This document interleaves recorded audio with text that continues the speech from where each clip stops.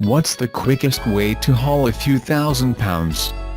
Let's review the options, because against all odds, on the eve of the electric car revolution, the limited edition performance pickup truck market is somehow expanding. And the 800-horsepower Chevrolet Yenko SC Silverado just might be the ultimate expression of unbridled excess as of early 2018. The Yenko SC Silverado is the street performance truck that General Motors never had the guts to make. It's also an homage to legendary racer and Chevy dealer Don Yenko, who's revered for creating his own line of monster Camaros when GM refused to build them at the factory in the 60s.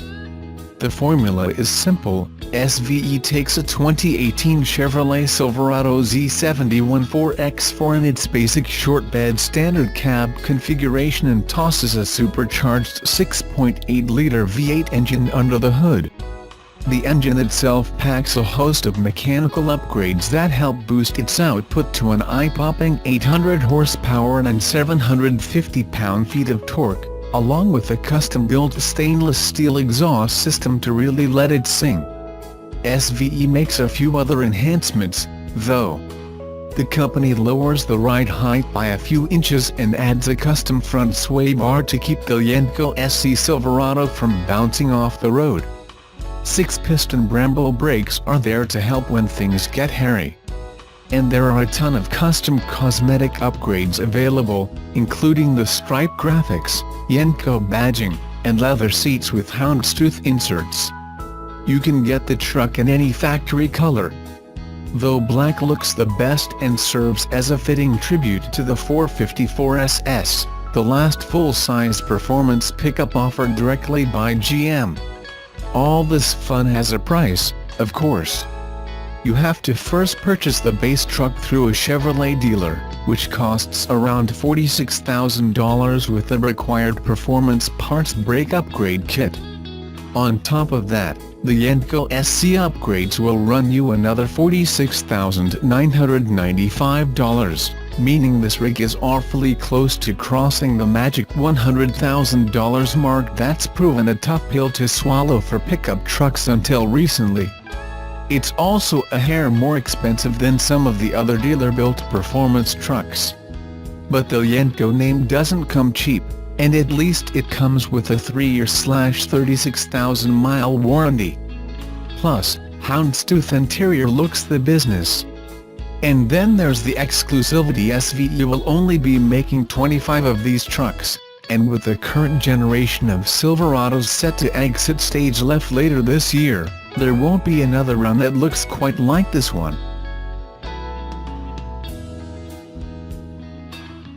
Like those other guides, this document has some terrific images, showing off which areas of the car's chassis is comprised of high-strength and ultra-high-strength steel, as well as the aluminum alloy body panels, not to mention a less helpful illustration of the car partially submerged in water in an invisible tank. Besides showing first responders the routing of the high-voltage wiring and other important information for extricating passengers after crashes, the guide also has some hints that could come in handy for owners.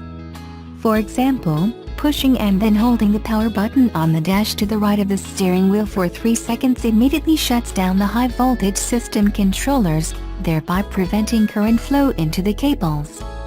It also cuts power to the airbags in the front seatbelt tensioners, though these pyrotechnic devices have up to a 3-minute deactivation time. Good to know, though also be aware that the document suggests making sure the key fob is placed at least 20 feet away from the vehicle to prevent unintended restarting. It also points out, with the diagram, the location of the tow hook, as well as the tie-down slots, in case the unhappy need for it to be placed on a tow truck arises.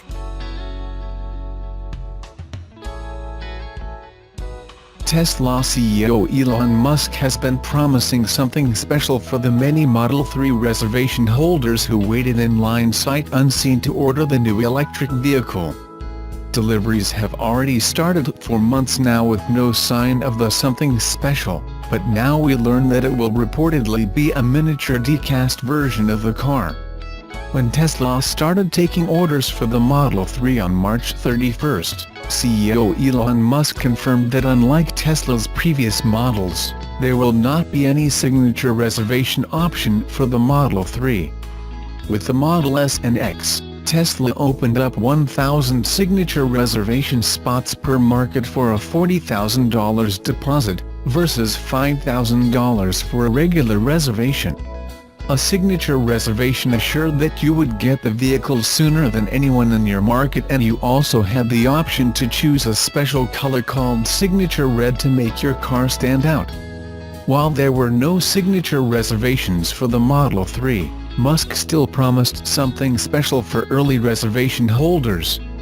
It led many people to believe that it would be something to make the vehicle stand out as being one of the earliest ones reserved, but now several reports of Tesla retail employees confirming that it will actually be a miniature die-cast version of the Model 3. That's something that Musk actually mentioned almost 2 years ago. Tesla already sells a 1/18 scale die-cast of the Model SP100D on its website for $210. It's not clear if the Model 3 version will be 1/18 scale, but it will apparently be customizable to look like your specific Model 3 configurations, which only means matching color and wheels right now.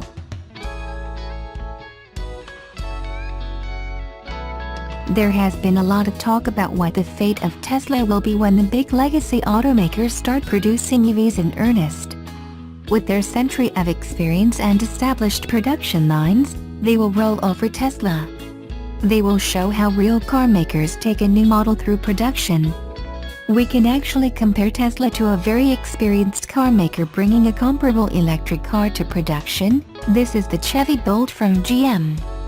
Only, in this case, it is not the big experienced car maker with lots of cash that thrashes Tesla, it is the other way around.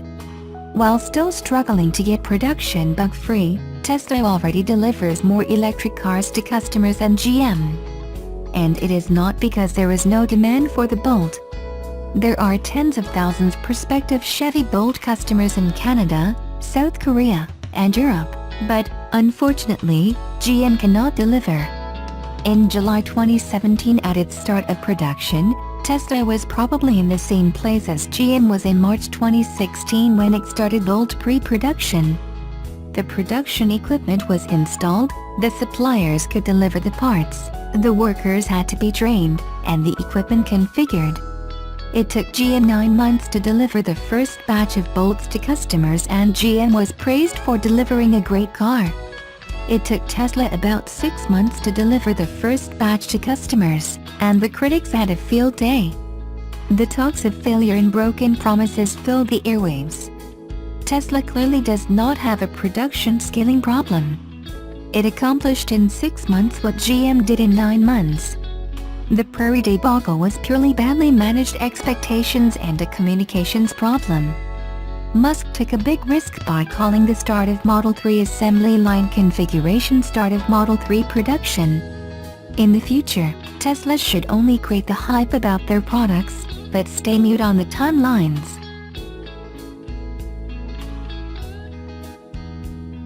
Honda has signaled its intention to sell majoritarily hybrid, plug-in hybrid, electric and even fuel cell vehicles by 2030. In recent years, the company has made several unsuccessful attempts to gain traction in the green vehicle market. Its models were technically interesting but did not attract large numbers of buyers. Now, the company has wiped the slate clean and started over with the Clarity, a mid-size sedan offered in 3 versions: 100% electric, plug-in hybrid and fuel cell. For the moment, only the second of these will be sold in Canada. Honda has concluded, as did Hyundai with its IONIQ, that incorporating different powertrains on 3 more or less identical models, built on the same platform, can reduce costs and speed up the production process. The Clarity is one of the first incarnations of this strategy. When the Honda Clarity was first unveiled, the general reaction was that its shape was a little off-putting. In truth, while it does seem like a bit of an odd duck in photos, the car acquits itself better up close and in the flesh. Imagine an Accord, but made more aerodynamic. Without delving too much into details, several elements of the chassis are designed to maximize airflow and reduce the coefficient of drag, helping reduce fuel and energy consumption. The underbody, for example, features a plate that directs air to the rear. As the vehicle is somewhat hefty overall, Honda engineers had to get creative and come up with effective technical solutions. Elegance be damned. In any event, beauty is, as they say, in the eye of the beholder. The interior of the Clarity is spacious, its finishing exemplary. It passes the basic but valid litmus test of making you feel like you're sitting in a much more expensive car.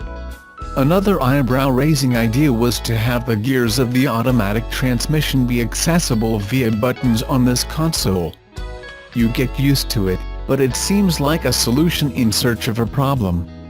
On a more positive note, the central armrest opens to reveal a fairly spacious storage space. Over time you do get accustomed to the interior's slightly off-kilter ergonomics.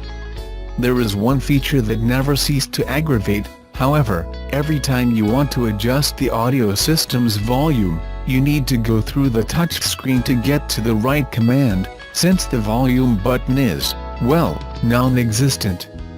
There is none. Cuss-inducing, for sure. Its shape might be controversial, and its ergonomics might be irritating, but the Honda Clarity plug-in hybrid does feature virtually irreproachable mechanics, easily among the most sophisticated in the category. For starters, it runs on a 1.5L Atkinson cycle combustion engine generating 103 horsepower, complemented by a 181 horsepower electric motor. Total output is 212 horsepower. Now, I'm pretty lame at math and all, but if I count that on my fingers, 103 plus 181 should equal 284 horses. The difference here is due mainly to the interaction of the two motors, which never make simultaneous use of their maximal power. In some situations the electric motor works at capacity. At other times it's the gasoline engine. And sometimes the two work in conjunction with each other. The CVT-type transmission includes 3 possible drive modes: Eco, Normal and Sport, and in general it helps deliver good acceleration and smooth gear changes. The Clarity also incorporates other advanced systems that serve to manage the power delivered by each engine and regenerate the battery when braking. This last feature can be programmed using the paddles affixed on the steering wheel. Overall, if you put aside the issues of looks and ergonomics, which are after all subjective questions, the Clarity does have many positive qualities. And of course, there are the government incentives offered in 3 provinces: $8,000 in Quebec, $14,000 in Ontario and $5,000 in BC, that provide another solid argument in its favor. These rebates bring the Clarity into near price parity with the top trim Accord.